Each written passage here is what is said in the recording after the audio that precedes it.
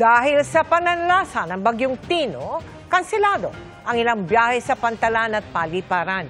Marami tuloy ang stranded sa PITX at NAIA. Nakatutok live si Mariz Umali. Mariz? Mel, panandali ang abala pero ang kapalit naman ay kaligtasan. Kaya nga gaya ng sinabi mo, marami ang mga stranded dahil sa mga nakanselang flight dito sa NAIA at pati na rin sa PITX kanina. Hindi na bumiyahe ang 19 na bus mula rito sa Parañaque Integrated Terminal Exchange o PITX na papunta sana sa mga Pantalan at sasampa sa mga Roro. Bawal pa rin naman kasi ang paglalayag sa mga lugar kung saan nagtaas ng storm signal simula pa kahapon. Going to Mindoro, Eastern Samar, Eastern Visayas, and syempre Masbate po. No?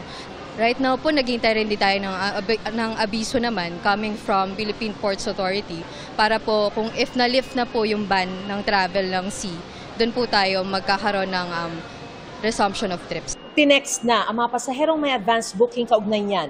Pero dahil nag-walk-in si Narolan at Avi, sa PITX na nila na lamang wala silang masasakyang papuntang Batangas. Dagdag pagod po since estudyante po, midterm season po. So, marami pong gawain din. Per wish at the same time for safety, naintindihan naman po namin yung pag-cancel. Sana po ma'am, yung advisory po nila mas maaga at the same time po widespread. Nag-follow up po kami doon sa booth ticket po. Tapos ang sabi po nila sa amin is nag-cancel daw po yung operation. Kung wala nang mauuwian, pwedeng maghintay sa terminal kung saan may mga commercial spaces at capsule dormitories na pwedeng tuluyan ng may bayad. Sa NAIA naman pila ang mga nagpaparebook dahil sa mga nakanselang flight na karamihan ay pa-Visayas. Maghapong naghahanap ang mga pasahero ng malilipatang flight, gaya ni Roberto na galing pang Dubai at may connecting flight sana pa Bacolod. Nanghihinayang siya lalo't may 10 araw lang siya roon para makapiling ang inang may sakit, pero nabawasan pa. Depende sa panahon kasi, hindi naman namin maiwasan yun. Di rin inaasahan ng 2 Swedish na maaantala ang flight nila pa El Nido. Nice weather, nice beach, good food, a lot of happy people. That's life.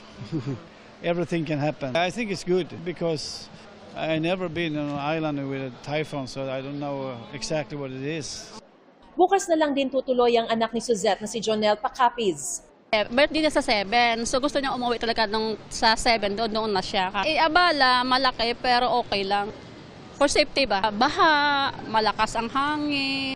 80 domestic flight ng Cebu Pacific ang nakansela. Gayun din ang 130 domestic flight ng Philippine Airlines at 70 domestic flight ng AirAsia. Mel, sa mga pasahero naman nalilipad mula rito sa NAIA at babiyahe mula sa PITX, pinapayuhan po kayo na mag-check ng mga schedule sa mga social media pages ng mga airline, mga bus line at ng PITX. At humihingi naman ng karagdagang pampasensya ang mga pamunuan ng airline at bus company dahil para rin naman daw sa kaligtasan ng lahat ang mga kanselasyong ito. At yan ang pinakasariwang balita mula pa rin dito sa NAIA. Balik sa iyo, Mel. Maraming salamat sa iyo, Mariz Umali.